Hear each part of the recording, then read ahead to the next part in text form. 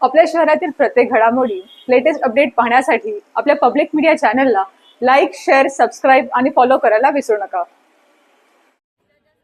बदलापूर नगरपरिषदेच्या नगराध्यक्षा रुचिता घोरपडे यांनी अजून पदभार स्वीकारलेला नाही।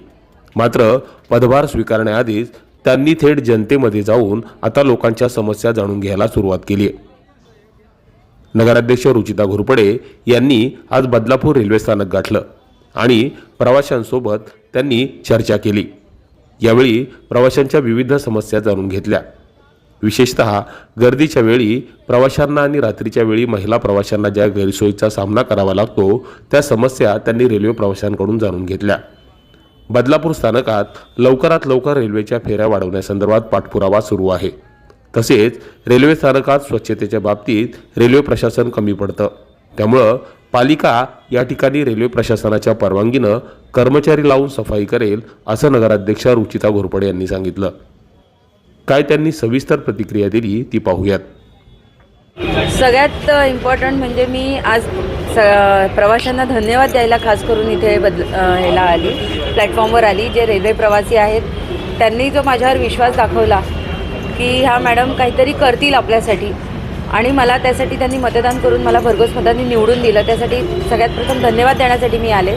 त्याच्या व्यतिरिक्त या प्लॅटफॉर्मवर आणि या स्टेशन परिसरामध्ये स्वच्छतेच्या बाबतीत, शौचालयाच्या बाबतीत या दोन गोष्टींना प्राधान्य देऊन ते काम त्वरित चालू करणं। माझ्या लेटर हेडवर मी आताच पदभार स्वीकारल्यावर लेटर देणार आहे ना की स्वच्छतेच्या बाबतीत जो फुटओव्हर ब्रिज आहे, स्कायवॉक आहे, तिथे सगळीकडे त्यांच्या मदतीने आणि आमच्या सफाई कर्मचाऱ्यांच्या मदतीने स्वच्छता राखण्यासाठी तत्परशील राहणार आहे। स्वच्छतेच्या बाबतीत सगळीकडे बोर्ड लावायला सांगितले, पाहिजे असेल तर मिनिमम दंड आकारा, जेणेकरून दंड आकारल्याने लोक थोडंसं कुठेतरी खिशातून पैसे द्यायला लागले तर, कारण काय आता तुम्ही बघितलं ट्रॅफिकचे रूल्स किती सुधारले आहेत ऑनलाईन दंड आकारल्या गेल्यामुळे, तर असं काहीतरी दंड आकारले तर लोकांमध्ये काहीतरी सुधारणा होईल अपेक्षा आहे। त्याच्यासाठी 2 दिवसात त्यांना फलक लावायला सांगितलेले आहे। 15 डब्याची गाडीसाठी इथे काहीच मला त्यांच्याशी चर्चा केल्यावर जाणवलं नाही की कुठे काम बाकी आहे।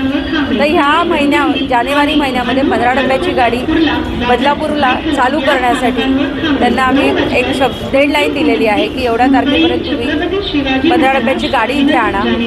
तसेच टायमिंग जे आहे हे कशामुळे प्रॉब्लेम होतोय की ट्रेन लेट होत आहे, त्याच्यासाठी आम्ही त्यांच्याशी डिस्कशन केलं आणि त्यांनी काही टेक्निकल इश्यूज वगैरे काही ठिकाणी सांगितले।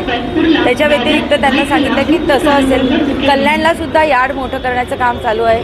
त्यांचं म्हणणं आहे की त्याच्यामुळे सुद्धा आपल्याला ट्रेन्स डिले होत आहेत, पण तिकडे सुद्धा आम्ही DRMशी वगैरे सगळ्यांशी बोलून यावर लवकरात लवकर तोडगा काढणार आहे। 3ऱ्या-4थ्या लाईनचं पण काम फास्ट ट्रॅकवर होऊन हार्डली 1 ते 1.5 वर्षात आपल्याकडे ट्रेन फ्रिक्वेन्सी वाढवता येणार आहे। पण तत्पूर्वी महिला रिझर्वेशन डबे आणि 15 डब्याची गाडी लवकरात लवकर बदलापूरमध्ये येईल, ह्याच्यासाठी मी पहिलं काम करणार आहे।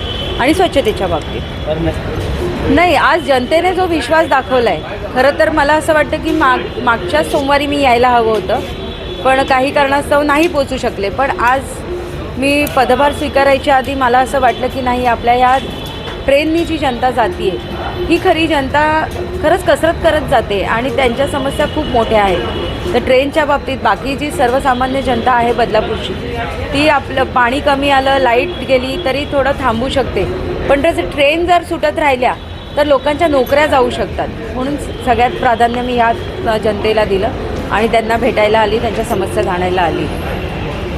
साधारणतः पदभार स्वीकारल्यानंतर कोणताही राजकारणी आपल्या कामाला सुरुवात करतो, मात्र नगराध्यक्षा रुचिता घोरपडे यांनी या निमित्तानं नवा आदर्श घालून दिलाय असं म्हणावं लागेल। Public media, bureau report.